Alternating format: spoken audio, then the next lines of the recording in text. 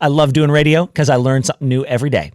And unfortunately, you guys learn a lot about me that you didn't ask to learn, but I'm just adding more tiles to the rich mosaic that is Ben.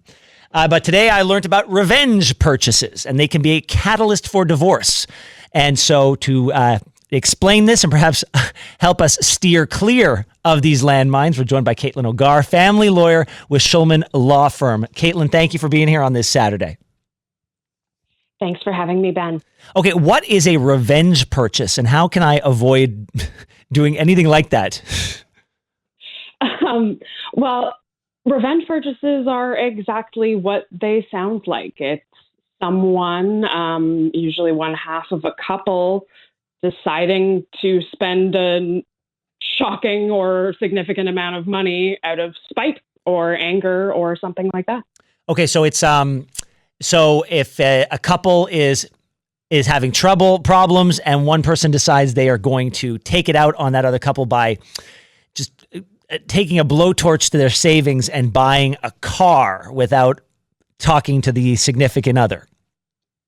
That would be a revenge purchase. Example. Yes. I see. And this is becoming a thing so much that we have an expression for it? It seems so. We're seeing it more and more. And in general, just seeing when one person is dominating purchasing decisions, it's a sign of problems, or it can lead to problems. I mean, is it a sign of problems, or is it a symptom of something else? It seems to me like this is lack of communication. This is resentment, and it's coming out in this way. And I'm sure you've seen examples of, people who don't communicate and who their love has turned sour.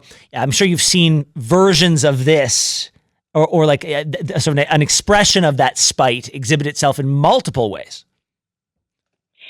Yes, and it can be a self-perpetuating problem, as I'm sure you can understand. People act out of resentment in making the purchase, which then beget resentment, and on it goes. And now, let's say something like that is the straw that breaks the camel's back, and divorce is imminent. Is there a way for it, when the parties are coming together to figure out how they're going to divide their assets? Can your client, let's say they're the victim of the revenge purchasing, is there a way to, balance the financial scales again, or because they were married, they're both responsible for the cost of the car or the house or whatever? I think that's a really important factor to this, especially when dealing with clients. You gave me the example that my client would be the victim, sort of the person who wasn't told. Yeah. It's important for everybody going through any form of family law, but divorce especially, to understand that the finances are one of the biggest parts of it. Yeah. So financial disclosure is the backbone of family law, perhaps counterintuitively. So when I have a client who has been the victim of something, or there hasn't been this transparency, or perhaps this escalates even to the point of financial abuse, then you tend to get more complicated settlements, court proceedings, because once there is a lack of transparency, you don't know what else there is. Right. You don't know if income is missing. You don't know if other purchases have been made covertly or without communication. And then once you add children and the expenses that come with them, it gets even more complicated. Can you give me an example of a truly absurd level of revenge purchasing? So, yes, actually, I have one example that I've seen. Well, I have a number, but this one stands out to me, that one spouse went to a developer of new homes and signed an agreement of purchase and sale, an actual binding contract to buy a house without telling the other person. And the most crazy, this happened multiple times. What? Yes. And then you're stuck. Look, when I was in college, I accidentally, didn't even realize over the course of 4 years, I had a number of girlfriends. Some were more serious than others, but at some point, some of them got to the position where we were exchanging gifts. And for some reason, I kept buying watches for these women.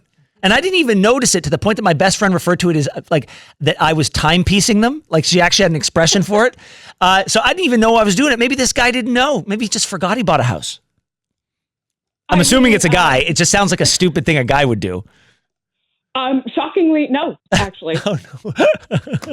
Look at me. Look at me in the gendered lens through which I see the world. In this business, you learn it truly doesn't matter. The crazy stories can come from anywhere. I would like to point out, because I like ending on high notes and positive notes, I would like to point out that the single greatest couple in the history of the world, that would be Pam and Jim from The Office. Jim surprised Pam by buying his parents' house without checking with her. They lived very well in that house. And then in the finale, she sold the house without telling him so that he could fulfill his dream of working for a sports marketing firm in Austin, Texas. So it can turn out well, Caitlin. I just wanted to end on that note. I think that's a good note to end on. I hope you have a wonderful weekend, and thank you so much for joining us. Thank you so much for having me.